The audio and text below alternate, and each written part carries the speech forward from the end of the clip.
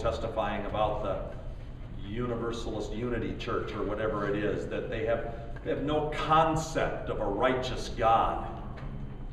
They're pagan in their very fundamentals.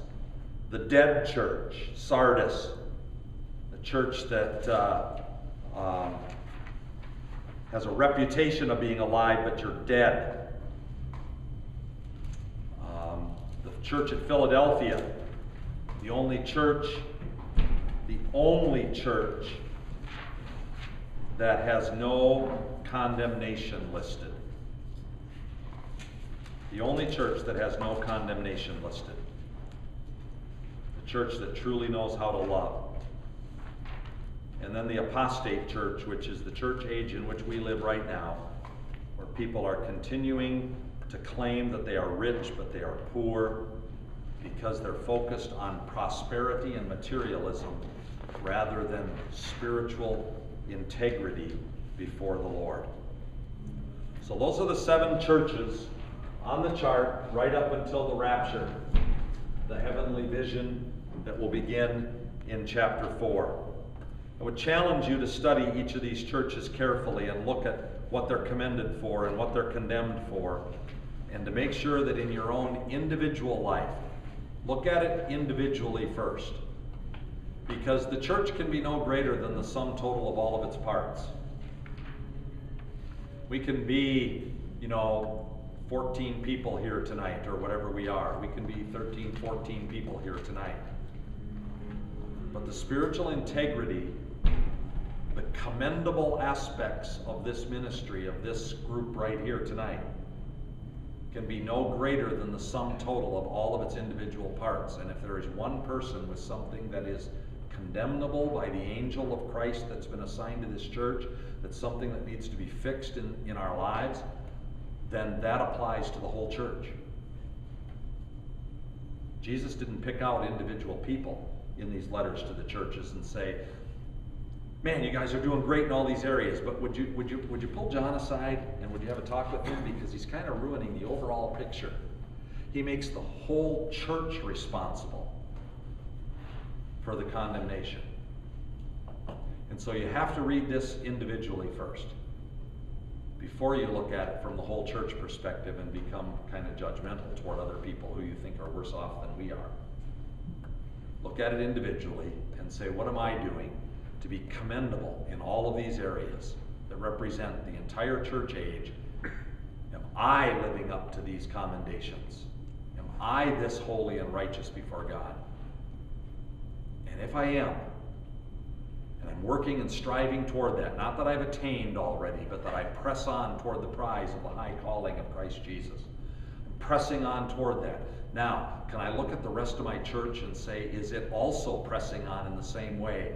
And where do I need to maybe talk to the pastor or talk about the pastor because this isn't being done correctly? Because you want the church to be holy and pure, the bride of Christ. Now, from this point forward, we're going to talk about things that will happen after all this. Anybody have any closing questions? Comments? Concerns? If you witness the church today worshiping the Pope or looking to the Pope, where does the Pope stand in this? Is he, how people pray to Mary, she's doing that to people with the Pope today, in the Catholic Church. Is that part of any of these church pages?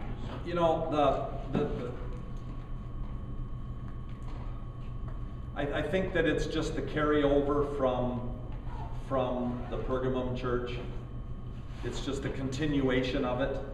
That even though the Dark Ages attempted to put a stop to all of that, and it should have been a big eye-opener for the Catholic Church, that wait a minute, we got so politically motivated to please people rather than to remain pure before God and keep the heritage of what the scriptures say, that all of a sudden the Dark Ages came, and pretty soon it's pathetic. I don't know, have you studied the Dark Ages and what happened to the church and to people living in the Dark Ages, and what happened to the world when God removed his hand of blessing basically from the earth? I mean, it's horrible, the things that happen. And Yet the blindness of sin so captivates us that we don't even care to change, to return the blessing of God. And I think we're just living with the continuation of that the God has turned man over to his own intelligence, and man's intelligence is pretty great because it was created by God himself. And man has been able to technologically and medically and economically and physically and politically, man's been able to create a pretty neat world to live in. But he's done it apart from the true blessing of God. And soon, and hopefully very soon, God's going to remove his blessing. And we're going to again see the consequences of man believing that man is God. So, to answer your question, yeah, that's still going on today. And that's what's being preserved in these false religions like that. Okay? Well, Pastor, you just say that people live quite well, but if you look at people around the world, there's probably 60% of the people that don't live well at all. And those areas are where the church is not. Yep. But I read Voice of the Martyrs and stuff, and of course I weep so much because they're being persecuted. But look at China. China is exploding for Christ because they are suffering persecution. Right. And so many areas where they are persecuted, that's where they're witnessing, because they then know what's the most important thing. It isn't important about where you live or how much food you've got or any of it. China's crying out for Bibles. They're not crying out for food. Right. The one thing persecution does is it forces us to make a decision on what we love the most.